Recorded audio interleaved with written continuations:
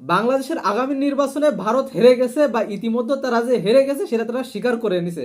আপনি কিভাবে বুঝবেন? দেখেন, ভারতের সাবেক রাষ্ট্রদূত তিনি কি বলেছেন যে বাংলাদেশের আগামী নির্বাচন যদি জামাত ক্ষমতায় আসে তাহলে মনে করতে হবে যে নির্বাচনে কারচুপি হয়েছে বা নির্বাচনে অনিয়ম হয়েছে। কখন এই কথাগুলো বলা হয়? যখন নির্বাচন শেষ হয়। নির্বাচন শেষ হওয়ার পরেই এমন কথাই হয় এবং বলা হয় যে যারা হেরে যায় তারাই বলে যে নির্বাচনে অনিয়ম হয়েছে, নির্বাচনে কি হয়েছে দুর্নীতি এবং অনিয়ম, ভোট কারচুপি হয়েছে, তাই কি হয়েছে যারা সরকার গঠন করছে। সো তারাই বলে যারা হেরে যায়, কিন্তু যারা যেতে তারা বলে নির্বাচন সুষ্ঠু হয়েছে। সো ভারত এই কথা নির্বাচনের আগে বলা মানে তারা বুঝে গেছে তারা যাদেরকে ক্ষমতায় চায় তারা আগামী নির্বাচনে কি হচ্ছে না, জয়ী হচ্ছে না। অন্যদিকে কি বলছে আমেরিকা, এই ওয়াশিংটন পোস্টে যেটা ভাইরাল হয়েছে একটা অডিও ক্লিপ, সেখানে সব আলোচনা থেকে বোঝা যাচ্ছে যে বাংলাদেশের জামাত ক্ষমতায় আসুক আর যেই ক্ষমতায় আসুক তাদের তেমন মাথা ব্যথা নেই। জামাত যদি আসে তাদের জন্য সাধুবাদ এবং তাদের সাথে বন্ধুত্ব করতে চাই। কেন চাই আমেরিকা? কেন একটা মুসলিম দল তারা চাচ্ছে?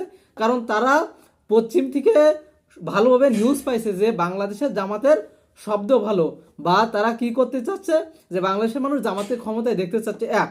আর নাম্বার টু আছে জামাত কি ইন্ডিয়ান বিরোধী, তারা ইন্ডিয়ার পক্ষে না এবং ইন্ডিয়া কখনোই চায় না জামাত ক্ষমতায় আসুক। দেন আমেরিকা চাই তার যাতে বাংলাদেশে জামাত ক্ষমতায় আসুক। কেন চাই তারা?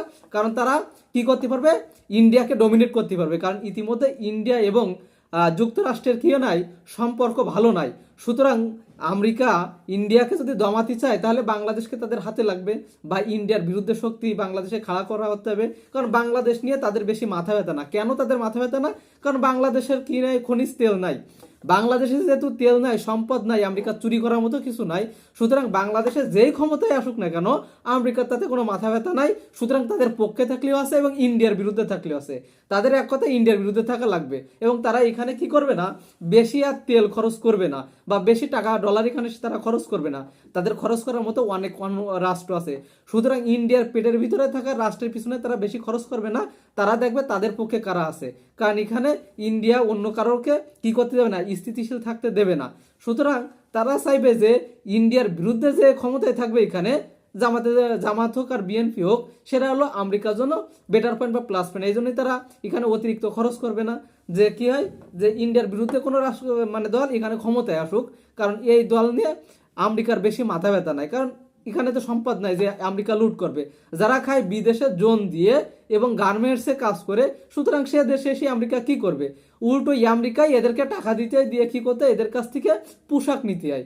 সো ট্যারিফ হিসেবে আমেরিকা কি যে আমেরিকা বেশি এখান থেকে ইম্পোর্ট করতে হয়। সুতরাং ইন্ডিয়া আমেরিকার এদের কাছ থেকে বেনিফিট নেওয়ার আহামরি বেশি কিছু নাই। বেনিফিট কি, যে যাতে এই আমেরিকা ইন্ডিয়াকে একটু ডমিনেট করতে পারে বা ইন্ডিয়া যাতে সুবিধা কম পায়।